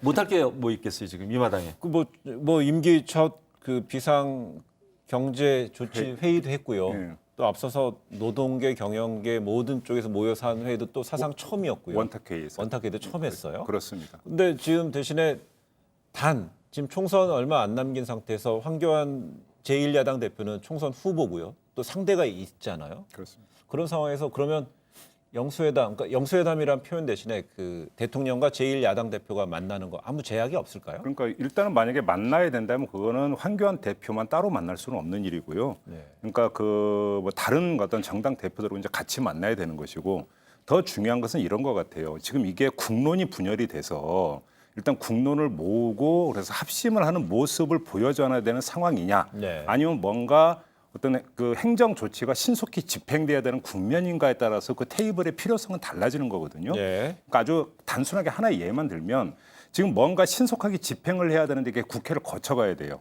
국회의 의결이 없으면 신속 집행이 어렵다라면 네. 대통령이 예를 들어서 그러니까 그 달려가서라도 만나는 게 맞겠죠. 근데 지금 예를 들어서 추경이 처리가 됐고 추경에 기초해서 지금 신속 집행이 이루어져야 되는 상황에서 지금 여야 어떤 대표들과의 회동이 필요하냐, 아니 근본적으로 원론적으로는 필요하다는 데는 반대를 안 하겠어요. 다만 그것이 어떤 그 총선을 앞둔 상태에서 정당들의 존재감을 부각시켜주는 정치적 의미 이외에 그렇게 특별한 이유가 없다면 그거보다는 시간을 어디다 그러면 쪼개서 먼저 투입이 돼야 되는가? 이건 뭐 잔명한 일이 아닌가 이런 생각도 좀 해볼 수 있는 거죠. 이런 거 있습니다. 1차 추경 통과됐고요. 2차 추경 얘기도 이야기 나오는 상황에서 또 2차 추경에서 재원을 확보해서 재난 기본소득 얘기도 나왔었기 때문에 현재는 이제 지자체들이 앞서서 나가고 있지만은요. 그게 중앙 정부의 재정이 어떻게 또 배분이 되느냐도 또 논의를 할 때 대화 상대인 제1야당의 또 의견도 논의도 협의도 중요하기 때문에 앞으로 한번 청와대에서 어떤 입장을 내놓을지 한번 지켜봐야 될 것 같습니다. 네, 비례대표 공천 명단을 두고 미래통합당과 갈등을 빚었던 한성구 미래한국당 대표 어제 결국 사퇴했습니다. 이 한 전 대표가 됐죠 이제.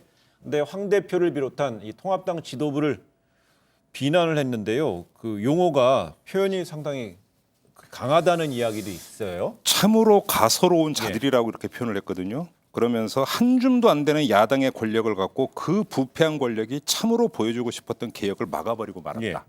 이렇게까지 좀 이야기를 했다면 여기에는 감정이 엄청 듬뿍 담겨 있다고 봐야 되는 거고, 그런데 또 뒤에 나중에 기자들한테 그 참으로 가소로운 자들의 황교안 대표는 아니다. 이렇게 얘기를 했는데 네. 그 한 줌도 안 되는 야당의 권력을 그럼 누가 쥐고 있느냐? 황교안 대표가 아니면 그럼 평 의원들이 쥐고 있습니까? 그것도 아니지 않습니까? 네. 이렇게 본다면 결국은 한성규 대표가 그러니까 심사가 좀 복잡한 것 같아요. 뭐냐면 상당히 지금 감정적으로 너무나 격앙되어 있는데 네. 그렇다고 정면으로서 맞부닥칠 수도 없는 노릇이고, 그래서 대표직을 내놓는데 그냥 조용히 사라질 수는 없는 거고, 그래서 감정 토로를 했는데 그렇다고 또 관역도 정확히 설정하지 않고 네. 무슨 이야기냐면 본인의 참으로 복잡다단한 어떤 처지와 심경이 이 그 어제 하루 동안의 어떤 행적에 그대로 다 담겨 있다고 보면 될 것 같아요. 예. 그 원래 이제 싸움 중에 가장 난해하고 복잡하고 또 상처가 깊은 싸움이 집안 싸움입니다. 그렇죠. 맞아요. 그런데 맞아. 그럼에도 불구하고 야당, 그러니까 미래통합당하고 미래한국당의 싸움은 조금 관리가 가능한 싸움을 하고 있어요. 그나마. 왜냐하면 이제 원유철 그 신임 대표 취임식 했잖아요. 네. 그리고 이제 새롭게 그 최고위원회도 이제 구성이 됐고 네. 그렇습니다. 그런데 이제 야당의 싸움은 더 가관이죠. 지금 뭐 비례 연합정당 만드는 데 있어서 그 하승수 정치개혁연합 집행위원장, 그러니까 원로급이죠. 진보의 원로급들이 지금 이제 민주당을 향해서 정말 거친 비판을 하지 않습니까? 네. 양정철 그 민주연구원장에게는 뭐 이런 얘기까지 했더라고요. 적폐 중에 적폐다. 청산해야 할 적폐라고 그랬어요. 그리고 어떻게 이낙연보다 양정철이 세다는 말까지 나오느냐. 그러니까 이제 저는 앞으로 그 비례연합정당, 더불어시민당이죠. 이 민주당이 주도하는 이 더불어시민당에서 앞으로 이제 어떤 싸움이 벌어질까 아마 가관이 아닐까 이런 생각을 좀 해요. 그래도 관리 가능한 싸움하는 야당이 좀 낫습니다. 알겠어요. 예, 알겠어요. 관리 가능한 싸움하는 야당 얘기를 다시 한번 좀 넘어오고 좀 이따 여당 얘기 해보고요. 그래서 지금 오늘 보니까 조금 전에 원유철 이제 신임 대표가 선임이 됐어요. 그러면서 원유철 대표가 네. 새로 공천관리위원회를 또 구성하겠다고 그럽니다. 그러니까요. 그렇게 되면 이게 상황 관리가 가능한 싸움인가 아니면 또 확정이 되는 거 아니면 파국이 되는 겁니까? 그러니까 제가 오늘 아침에 공병호 현 공천관리위원장하고 인터뷰를 했는데 본인은 물러날 생각이 없더라고요. 그러니까 결국은 경질일이 되는 건데 지금 재미난 현상이 하나가 있는 게 뭐냐면 어제 한성교 대표가 물러났잖아요. 그리고 다음 날 어떤 보도가 나왔냐면 황교안 대표가 한성교 당시 미래한국당 대표에게 두 사람 박진 전 의원과 박형준 혁신통합추진위원장의 공천을 요구를 했다. 이 이야기가 바로 나왔어요. 무슨 이야기냐면 참으로 가소로운 자들이라고 이야기를 하면서도 관역을 정확히 밝힐 수 없는 그 복잡한 심사에 뒤끝이 이런 보도로 나온 거 아니겠습니까? 오늘 또 연합뉴스한테 같은 이야기를 했어요. 근데 여기서 그러면 이걸 한번 상상을 해보죠. 공병호 위원장도 거침없이 이야기를 하시는 분이더라고요. 만약에 오늘 경질이 된다. 그러면 어떤 공천 과정에서 있었던 것들을 만약에 공병호 위원장이 전이라고 하는 것이 되면서 만약에 폭로해 버린다라면 폭로요. 관리 가능한 상황이 될지 저는 그게 궁금하죠. 제가 볼 때는 관리 가능할 거예요. 왜냐하면 과거에 이제 전원책 그 비대위원장도 물러나면서 무슨 큰 결전을 칠 것처럼 그랬는데 그때는 조광특위 위원. 어쨌거나 비대위원장이 그렇습니다. 아니라. 근데 그리고 이제 공천 시즌에는 늘 누구를 부탁하고 이런 일은 좀 흔한 일이었죠. 근데 제가 이제 눈이 얘기합니다마는 위성정당이잖아요. 그죠? 저는 위성정당이 아니길 바랬던 사람의 한 사람이지만은 어쩔 수 없이 이제는 황교안 대표 시스템으로 이제 가는 겁니다. 좋든 싫든 간에 미래한국당이 이런 상황에서는 굉장히 일사불란하게 갈 것이고 그다음에 이제 원유철 이제 신임 대표가 또 그런 그 임무를 띠고 갔다고 보아지고요. 이제는 뭐 공관위도 당연히 또 이제 해체가 되는 거죠. 대표가 바뀌었고 그렇기 때문에 그래서 새로운 공관위를 통해서 굉장히 신속하게 공천 심사를 할 것이다. 왜냐하면 지금 시간이 이제 별로 없어요. 진짜 시간이 없어요. 그래서 이제는 시간과의 싸움이기 때문에 일사불란하게 가지 않을까 이런 생각을 좀 해요. 그런데 문제는 좀 문제의 소지가 붉어져 버린 거죠. 예를 들어서 황교안 대표가 특정인 2명, 이름이 실명이 다 공개된 2명의 공천을 요구를 했다면 이게 뭐가 되냐면 공직선거법 위반 소지가 있다는 얘기가 이제 바로 지금 따라붙고 있는 거예요. 무슨 이야기냐면 그 다 기억을 하시겠지만 이른바 비례위성정당 문제 나오고 공직선거법이 개정이 되면서 비례대표 공천 과정이 어떻게 되어야 되는가라고 하는 유권 해석을 의뢰한 적이 있었어요. 이때 공정한 심사와 민주적인 표결 절차를 거쳐야 된다라고 하는 선관위의 유권 해석이 있었고 그러면서 이 비례 공천 과정이 상당한 엄격한 절차와 룰에 따라서 진행이 돼야 된다는 게 나왔는데 그다음에 자유로운 경선 원칙이라고 하는 게 있는데 형식적으로는 정당법에 따르면 다른 당 대표가 다른 당 어떤 공천에 대해서 아무 개를 넣어라라고 구체적으로 요구를 했다면 이건 명백한 선거법 정당법 위반 소지가 있다. 이 이야기가 지금 다른 야권 그다음에 시민단체에서 나오고 있는 거 아니겠습니까? 이미 고소고발이 들어가 버렸어요. 심상정 정의당 대표도 황 대표를 검찰 고발을 시사를 했고요. 시민단체에서는 실제 고발을 했어요. 근데 황 대표는 근데 해명을 했어요. 의견 교환 수준이었다 이렇게 얘기해요. 지금 우리 평론가께서 말씀하신 그런 내용들이 바로 이제 그 더불어시민당, 민주당에도 똑같이 적용될 수가 있는 거죠. 적용돼야죠. 왜냐하면 적용돼야죠. 윤호중 사무총장이 더불어민주당 출신들은 후순위에 배정하는 게 맞다. 뭐 이런 얘기까지 했단 말이에요. 그 번호까지 얘기를 했고 그렇기 때문에 이게 이제 이번에 이제 새로 개정된 선거법이 워낙 누더기 법안이고 이게 뭐 정말 희한한 선거법이기 때문에 이런 상황이 지금 여든 야든 다 같이 일어나고 있는 건데 그래서 이제 결국은 민주주의의 근간은 원래는 이제 대의민주주의고 대의민주주의의 또 근간은 정당 정치입니다. 현대 민주주의에 있어서. 네. 근데 정당 정치가 이렇게 아주 심하게 흔들리고 거의 지금 무너져 내리는 거예요. 그리고 네. 개정된 선거법이 원래 무슨 그 민주당에 따르면은 다당제로 가기 위한 선거제라고 누누이 선전을 해왔잖아요. 네. 근데 결국 보십시오. 양당제가 지금 굳어지고 있어요. 그러니까 지금 위성정당들을 만들고는 있습니다만은 결국 위성정당도 거대 여당과 거대 야당에 의해서 만들어지는 정말 페이퍼 정당이란 말이에요. 네. 그렇기 때문에 이것은 현대 민주주의의 어떤 골간을 기반을 무너뜨리고 있는 거다. 여든 야든 지금 코미디 하고 있는 거잖아요. 예, 그래서 좀 야당 얘기 딱 이거 하나만 더 해보고는 넘어가려고 합니다. 그 지금 뭐 미래통합당에서 뭐 자매정당, 위성정당 뭐 이런 식의 정당에서 미래한국당이 생겼는데 미래한국당의 이제 공천 어떤 두 정당의 이제 공천 과정이 계속 불거지다 보니까 다시 이제 이른바 또 큰 정당인 그 모 정당인 그 미래통합당에서는 공천 결과가 나오는데 황교안 대표의 측근이라 분류되는 의원은 불출마 선언했는데도 불구하고 공천이 또 됐고요.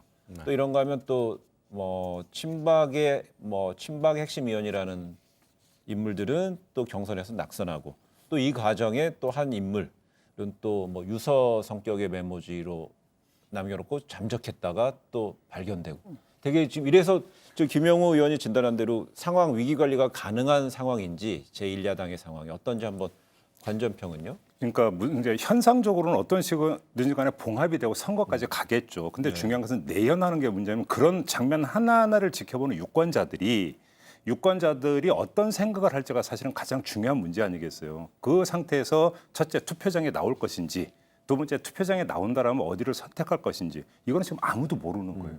그러니까 오히려 거기서 가장 그러니까 사전에도 나오니까 이야기도 골병이라고는 단어가 있잖아요. 골병은 겉으로는 표가 안 나는 거예요. 겉으로는 표가 안 나고 안으로 어떤 스며드는 어떤 병인데 이런 것들이 그러니까 문제는 어떤 정치 불신, 정치 혐오, 네. 정치 냉소라고 하는 것들을 야기해 버리면 그거는 어떤 특정 정당에게도 치명타가 될 뿐만 아니라 정치 전반에도 치명타가 되는 거고요. 전 그래서 한편으로는 아까도 이제 잠깐 그런 얘기를 하다가 왔는데 이번 총선 투표율이 정말 얼마가 나올지가 저는 정말 개인적으로 정말 궁금해요. 솔직히 말씀해 별로 높을 것 같지가 않아요. 지금 보니까 뭐 이낙연 그 후보도 굉장히 그 더불어시민당 만들어지는 거에 대해서 참 민망하다. 네. 또 이제 벌어지고 있는 사태에 대해서 참 아름답지 못한 상황이 벌어지고 있다 이렇게 얘기를 했어요. 그러니까 지금 여당의 입장도 굉장히 곤혹스럽습니다. 네. 굉장히 많은 또 전직 의원들 또 후보에서 탈락한 공천 못 받은 낙천자들이 지금 뭐 굉장히 많이 그 무소속 출마를 하더라고요. 그러니까 이것이 이제 여당과 야당에서 공이 이루어지고 있는 거예요. 네. 그러니까 결국은 민주당이 좀 책임을 져야 돼요. 그 4+1을 그렇게 그냥 앞장서가지고 하더니 지금 보세요. 심상정 그 정의당 대표가 아까 말씀하셨는데 완전히 종로에서 뺨 맞고 지금 한강에 와가지고 화풀이 하는데 민주당을 먼저 고발해야 돼요. 네? 그렇지 않습니까? 지금 심상정 대표가 왜 사실 그 미래통합당을 고발하는지 나는 이해가 안 가는데 이 선거제를 새로운 선거제를 만들기 위해서 4+1을 주도했잖아요, 여당이. 그리고 나서 또 정의당이 지금 배제된 상황 아닙니까? 이런 상황이라면은 누구를 고발해야 되는 건지 그리고 고소 고발해가지고 해결될 문제도 아니에요. 이것은 아까도 정말 말씀 우리가 나눴지만은 21대 국회 열리자마자 이 선거 제도는 손을 봐야 됩니다. 개헌을 하든가. 한 말씀만 부탁드릴게요. 그러니까 지금 의원님이 과거로 돌아갔는데 저는 더 먼 과거로 돌아갈게요. 그러니까 이거 말씀을 드리는 게 뭐냐면 조선시대? 아니요. 4년 전으로 돌아가겠는데 자 지금의 미래통합당에서 공천 파동이 있었잖아요. 공천 파동 이건 지금 미래통합당을 욕하기 위한 게 아니에요. 그러니까 뭐냐면 그때 그 선거 직전에 당시 새누리당에서는 어떤 이야기까지 나오냐 180석 심지어 200석까지 이야기를 했었어요. 네. 기억하시겠지만 그 당 그 지도부가 근데 이른바 공천 파동이 있었고 옥새 들고 나르샤 같은 이런 어떤 파문이 빚어지면서 급전 직하를 했잖아요. 근데 이때의 공천 파동이라고 하는 것은 뭐냐면 개파와 개파 간의 갈등이었어요. 그다음에 네. 청와대가 주도했던 어찌 본다면 이때의 공천 파동이라는 것은 되게 단순했던 파동이었어요. 간단히 이야기하면. 그런데 순식간으로 민심이 빠져버렸다는 거예요. 그 결과가 총선 결과가 그대로 나왔는데 그러면 지금 진행되고 있는 여야 공이 나타나고 있는 이 공천을 둘러싼 여러 가지 어떤 잡음과 추태와 이런 것들이 그 4년 전에 공천 파동하고 그냥 비교를 하면 어떤 게 더 상대적으로 깨끗하고 어떤 게 더 지저분한 거고 어떤 게 더 단순하고 어떤 게 더 복잡한 것인지에 대해서 저는 유권자들이 충분히 판단을 할 것이라는 거예요. 그런 점에서 정말 총선 결과가 어떻게 나올지 한편으로는 정말 걱정되는 부분이 있어요. 이건 여야공의 말씀이에요. 그런데 맥락이 좀 잘못된 말씀인데 그 이제 20대 그 새누리당에서 일어났던 무슨 그 진박 뭐 간별서 나오고 이런 그 공천 파동 말씀하시는데 그것은 우리 당내에서 일어난 공천 파동이었고요. 지금 일어나고 있는 여당과 야당, 그다음에 또 여당과 야당이 만드는 비례정당에서 일어나고 있는 이 정말 누더기 선거 제도에 의해서 일어나고 있는 지금의 상황은 완전히 차원도 다르고 비교의 대상이 아닙니다. 그러니까 제가 좀 전에 여야 공이라고 했잖아요. 여야 그러니까 공이. 지금 일어나고 있는 사태는 정말 새로운 선거법 때문에 일어나고 있는 일이죠. 그래서 이번 21대 총선에서 유권자들의 표심이 어떻게 가느냐에 따라서 의회 권력 지도가 어떻게 만들어지느냐에 따라서 21대 국회에서 다시 여론이 어떻게 반영되는지 한번 지켜봐야 될 것 같고요. 지금 이제 주로 그 야당의 비례정당 이야기를 했는데요. 민주당이 주도하는 비례연합정당인 더불어시민당은 이 민주당의 싱크탱크인 민주연구원이 있던 건물에 자리 잡았는데 지금 상황에서 지속적으로 양정철 민주연구원장 이야기가 왜 계속 나오는 겁니까? 이게 이제 그 플랫폼이 두 개가 있었잖아요. 네. 정치개혁연합이 있었고 그 더불어 시민을 위하여라고 하는 어떤 플랫폼이 있었고 그런데 이 과정에서 정치개혁연합이 배제가 되고 시민을 위하라는 플랫폼이 선택이 되면서 더불어 시민당이 돼버렸는데 네. 그러니까 그 배제된 정치개혁연합의 집행위원장이었던 하승수 변호사가 이제 비하인드 스토리를 공개를 한 거 아니겠습니까? 네. 처음에는 이해찬 대표의 비서실장 그리고 사무총장이라는 공식 창구를 통해서 논의해 왔는데 어느 순간에 양정철 원장이 등장해서 내가 협상 정권을 위임받았다 나오고 이야기하자 하고 깨버렸다. 네. 그러니까 이래서 이제 이야기가 시작이 된 건데요. 그 이야기가 어디서 나왔습니까? 그게 하승수 변호사가 직접 말한 다 그 인용해요. 공개적 네. 인터뷰를 통해서 다 이야기를 했던 거예요. 그런 건데 문제는 이거에 대해서 이제 민주당 안에서는 어떤 해명 내지 반박이 나왔냐면 첫째 지금 시일이 촉박하기 때문에 이해찬 대표가 협상권을 양정철 원장하고 이근영 전략기획위원장한테 넘겼고 하루에 2차례씩 보고까지 이루어졌다. 근데 만약에 민주당이 이 설명이 맞다면 제가 볼 땐 그거는 별로 문제가 안 돼요. 왜 그러냐면 협상 창구를 누구로 할지는 그건 그 당의 권한 사항이에요. 저는 그래서 그거는 문제 삼을 게 없다고 보고 두 번째 정치개혁 연합을 선택할 것이냐 시민을 위하여를 선택할 것이냐도 사실은 어찌 본다면 그건 민주당의 선택 사항이에요. 다만 이거에 대해서 객관적 평가는 가능하다고 보는데 저는 여기서 문제가 있다고 보는 게 뭐냐면 정치개혁 연합하고 같이 하려고 했던 어떤 정당과 시민을 위하여가 함께 하려고 했던 정당의 어떤 성격이 다르다는 거예요. 그래서 정치개혁 연합하고 함께 하려고 했던 정당은 녹색당이나 미래당 같이 이미 만들어져서 정당 활동을 해왔던 정당인데 시민을 위하여고 함께 하려고 했던 정당은 거의 대부분이 급조된 정당이거나 아니면 페이퍼 정당 의혹을 받고 있는 이렇게 본다면 상식적으로 볼 때 그럼 민주당이 어느 당을 선택을 했었어야 되느냐는 답이 나온다. 그럼에도 불구하고 정반대의 어떤 답지를 선택했다라고 하는 것은 사실은 별로 설득력 있는 선택은 아니다. 그래요. 이 점은 분명히 지적받아야 된다고 봅니다. 이거를 조금 더 간단히 말씀드리면은 그겁니다. 민주당이 그러니까 전통적인 진보 어떤 원로들이라고 할 수 있는 정치개혁 연합 세력을 배제시키고 결국은 친문 세력과 조국 수호 세력을 하고 이제 손을 잡은 거예요. 간단합니다. 그러다 보니까 이제 정통 그 진보 원로 세력들이 굉장히 여기에 대해서 반발하는 것이고 이런 밑그림을 그리고 실행에 옮긴다고 여겨지는 양정철 민주연구원장에 대해서 공격을 하는 거죠. 그러니까 결국 민주당은 이번 선거를 조국 수호 세력하고 친문 세력을 통해서 치러보겠다라고 하는 본심이 들킨 겁니다. 그렇다면은요. 잠깐 하나만 제가 본질이죠, 그 본질을 다시 한번 정리를 하면 그러니까 이게 헷갈리는 경우가 많은데 정치개혁연합 시민을 위해 이렇게 하니까 이런 어떤 그 주체 자체가 어떤 정치 세력이고 공천을 받아서 정계에 진출하는 것으로 착각을 하는데 비유를 하자면 이런 거예요. 정치개혁연합이나 시민을 위하라는 플랫폼은 쉽게 부동산 중개 사무소였던 거예요. 내가 그 집을 살려고 하는 그러니까 매입자인데 그래서 어떤 집을 살지를 중개해준 어떤 그 중개 단체가 바로 정치개혁연합의 시민을 위하여고 그래서 중개 대상으로 잡아주려고 했던 게 정치개혁연합은 녹색당이나 미래당이었던데 시민을 위하여는 그게 아니라 처음 들어보는 정당을 소개해준. 그렇다면 중개를 어디가 더 잘했느냐. 저는 이걸 제기하는 거거든요. 그러니까 시민을 위하여가 친문이든 뭐든 사실은 중요하지 않아요. 왜냐하면 그들이 그러니까 선거 이후에 그러면 금배지 달고 정치 활동을 하려고 하는 게 아니에요. 그러니까 최종적인 파트너는 가자 환경당이나 이런 데가 되기 때문에 네. 그러니까 엄밀하게 하면 최종적인 파트너는 여기기 때문에 그 정당이 뭐냐를 먼저 봐야 된다. 근데 김영우 의원은 이 이야기였죠. 그러니까 기존의 정치를 오래 준비해왔던 기존 정당이 녹색당이나 미래당이 아닌 새로운 어떤 시민을 위하여를 플랫폼, 부동산 중개업소 안에 들어간 사람들은 그 조금 전에 말씀하셨던 특정한 어떤 그 정치적인 그러니까 이거 왜냐하면 민주당이 왜 이런 선택을 하게 됐냐면 민주당으로서는 그러니까 미래통합당이 지금 저 미래한국당 만들면서 겪었던 문제 이런 걸 겪지 않기 위해서 확실하게 더불어민주당의 얘기를 잘 고분고분 들을 수 있는 급조된 정당들이 필요한 겁니다.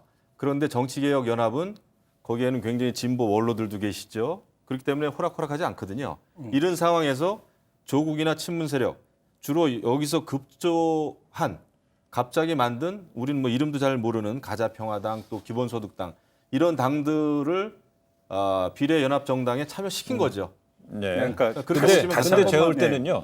오랜 기간 동안에 정당을 설립 허가를 받아서 정당 활동을 했던 아니면 짧은 시간에 정당을 만들어 활동을 했던 정당의 어떤 정강이 있고요. 목적이 있다면은요. 거기에 대해서는 평가해야 될 부분 평가해야 되고 그렇지만은 그렇다 좀 본다는 아닙니다. 얘기합니다. 근데 유권자의 입장에서는 솔직히 유권자의 입장에서는 그래도 그 정당에 대해서 정책이든 철학이든 그 이념이든 거기에 대해서 충분히 생각할 수 있는 객관적인 시간이 사실은 필요합니다. 이거 뭐 일주일 전에 2주일 전에 만든 정당을 갖다 놓고 유권자들한테 찍으시오라는 거는 민주주의가 아니에요. 그래서 지금 굉장히 기형적인 아주 기괴한 현상들이 좀 벌어지고 있는 거예요. 예, 그래서 지금 그 조금 전에 말했었던 그 뭐 저는 뭐 플랫폼이란 말이 이해가 될 때도 있고 안 될 때도 있어요. 쉬운 용어는 아니라고 보입니다.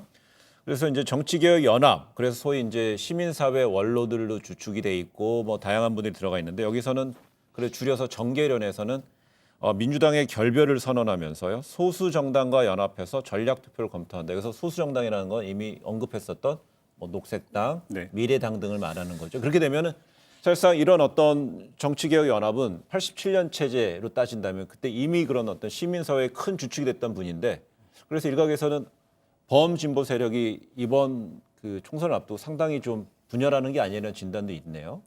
글쎄요. 그렇게 저는 그러니까 다시 한번 말씀을 드리지만 그 정치개혁연합을 이끌어왔던 예를 들어서 함세웅 신부님이라든지 한원상 교수님이라든지 이런 분들 같은 경우는 예를 들어서 그분들이 지속적으로 정치 활동을 하기 위해서 정치개혁연합을 만든 게 아니라 새로운 선거법 체제에서 지금 미래한국당이라는 비례위성 정당이 만들어지고 의회 지형을 바꾸려고 하니까 여기에 대응을 해야 된다라고 하는 차원에서 사실은 이번 그 선거에 임하는 그러니까 그 플랫폼 하나를 만드는 차원에서만 어떤 헌신을 하고자 했던 분들이라고 저는 그렇게 이해를 하고 있어요. 그렇기 때문에 이분들이 그러니까 구조적으로 정치 세력화를 모색을 하고 지속적으로 조직을 만들어서 정치를 하려고 했던 분들이 아니기 때문에 이걸 그렇게까지 확장해서 해석하는 것을 제가 볼 때는 의도적 과잉 해석이다. 그래서 제가 일부러 그래서 부동산 어떤 중개 사무소라고는 약간은 핀트가 다를지 모르지만 그런 비유를 댔던 거예요. 왜냐하면 매매가 성립이 되면 그 중개사는 빠지는 것 아니겠습니까? 그런 차원에서 이해를 하는 게 더 맞다고 그래요. 그러니까 이제 다 떴다방이죠. 사실은 제대로 된 중개사무소가 아니라 이거 뭐 자격이 있는지 없는지도 그냥 유권자들은 모를 정도로 그래요. 갑자기 만들어진 그러면요, 이건 어떻게 볼 수 있을까요? 더불어시민당의 불참하기로 한 또 한 세력 있죠. 열린민주당입니다. 여기에는 최강욱 전 청와대 공직비서관도 들어가고요. 황희석 전 법무부 검찰개혁 추진단장 등 상당히 지명도가 높은 인물들이 이제 후보로 거론되고 있는데, 그러면 제가 볼 때는 일단은 그 최강욱 전 공직기강 비서관이 열린민주당의 공천을 받는 일은 없을 것 같습니다. 제가 취재해 본 바로는 그러니까 물론 뭐 뚜껑을 일요일 날 열어봐야 되겠지만 제가 이제 확인해 본 바로는 아마 공천을 받는 일은 없는 것으로 저는 알고 있고요. 두 번째, 그 열린민주당 같은 경우도 그러니까 그 지금 집권 여당인 민주당, 그다음에 문재인 대통령에 대해서는 확실한 어떤 입장을 표명을 하고 있기 때문에 이른바 어떤 집권 지지 세력의 분화라고 하는 것은 부인할 수 없는 사실이고 이들이 나중에 다시 더불어시민당하고 합쳐가지고 하나의 어떤 몸체가 돼가지고 선거에 임할 일은 없을 거예요. 독자 완주는 거의 기정사실이라고 보면 될 것 같아요. 여기서 이제 불거지는 문제가 뭐냐면 열린민주당이 일정하게 득표율을 그러니까 만약에 그러니까 얻는다라면 그것이 그러면 미래통합당 지지표가 이쪽으로 왔을 리는 만무한 것 아니겠습니까? 예. 그렇게 된다면 민주당이 주도하고 있는 비례연합정당의 득표율을 그만큼 갉아먹는 것이 되기 때문에 이 부분에서 지금 그 비례연합정당 같은 경우는 그렇게 이제 기분이 흔쾌하고 좋은 것은 아니다. 이렇게 정리를 해야 되는 거죠. 결국은 여당의 분열입니다. 의석수를 둘러싼 여당의 분열이고 결국은 연동형 비례제라고 하는 이런 선거제를 통해서 나타나고 있는 아주 그 해괴망측한 현상이 나타나고 있는 예, 거예요. 그래서 우리 국민들은 지금 현재 주요 정당이 추진하고 있는 비례 정당에 어떻게 평가하고 있는지 지금 여론조사 결과가 나왔습니다. 오늘 발표된 여론조사에 따르면은 민주당이 주도하는 비례연합정당이 33% 갤럽입니다. 미래한국당이 23%를 지지받는 것으로 나타났고요. 투표 의향 정당을 밝히지 않은 부동층이 26%입니다. 그렇습니다. 예. 이게 그러니까 주목할 것은 부동층의 비율이라고 보는데요. 네. 저희가 며칠 전에도 한번 다른 여론조사를 가지고 부동층 한 10% 나온 걸 보고 제가 좀 이건 너무 낮다라는 네. 말씀을 드린 적이 있었는데 이 부동층 비율이 사실 이렇게 나온 게 흐름으로 본다면 어찌 본다면 이게 일정하게 지금 그 나타나고 있는 현상을 포착한 결과라고 보는 게 네. 제가 만약에 여론조사에 응했다 하더라도요. 머뭇댔을 가능성이 있어요. 왜 그러냐면 지금 이 조사는 정당 지지도 조사잖아요. 그러니까 총선을 염두에 둔. 그러니까 기존의 미래통합당이나 더불어민주당 빠져 있어요. 네. 이 조사 대상에서는. 근데 문제는 그러면 정당 투표에 임하는 정당이 아직은 정리가 안 돼 있어요. 첫째. 정리가 되어 이제서 이제 조금씩 윤곽이 드러나고는 있지만 완전히 정리가 된 게 아니기 때문에 그러면 내가 어디에 투표해야 되는지를 선택지가 확정이 안 됐기 때문에 여기서 머뭇대는 부분들도 있고 네. 두 번째는 이 현상이 사실은 처음 보는 현상이잖아요.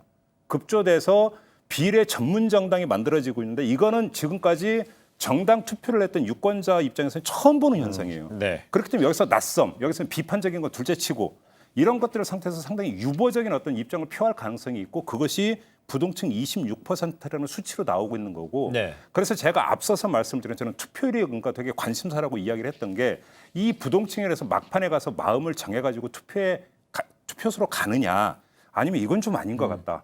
그리고 너무 생경하고 이건 좀 아닌 것 같다 하면 빠져버릴 수가 있는 거거든요. 예. 이건 갈림길에 서 있다 이렇게 봐야 될 것 같아요. 그리고 이제 더불어시민당이라고 하는 민주당이 주도해서 만드는 비례정당의 공천 과정이 아직 시작도 안 됐습니다.